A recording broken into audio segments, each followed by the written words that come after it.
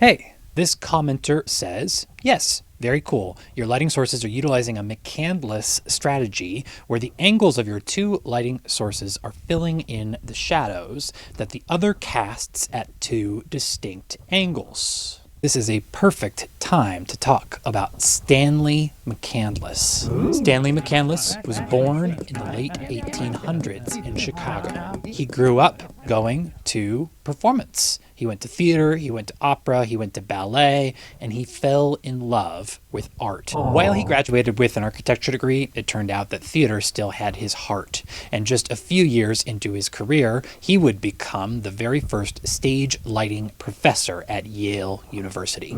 He was hired in 1925 and worked for the next 40 years. Stanley McCandless left an incredible legacy as the father of modern stage lighting. Wow. In 1932, he developed and published a book, The McCandless Method for Stage Lighting. Stanley McCandless, okay, I can't keep saying his whole name. I call him MC Candles because I think it's hilarious and his last name is almost that, so I'm going to run with that for the rest of this episode. MC Candles was frustrated. He kept going to see live performance on stage, and every single time the lighting sucked. So MC Candles went to work with a little bit of simple geometry.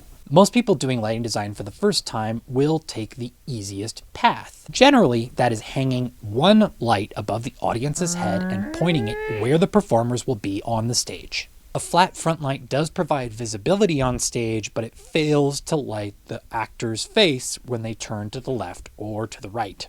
So MC Candles decided to split up that one flat front light into two front lights.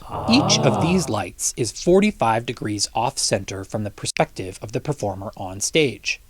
Additionally, the light should beam at the performer from 45 degrees above them. Yeah. MC Candles added his third and final light directly behind the performer and, just like the others, from a 45-degree angle. Now we have these three lights beaming at the performer.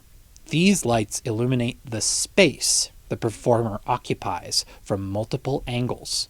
No matter how they move or turn in this space, they are always well illuminated. Wow. MC Candles himself always figured that someone would eventually create a better method for lighting the stage, but nearly 100 years after he originally released his method, we are still using it to light stages from community theater to Coachella.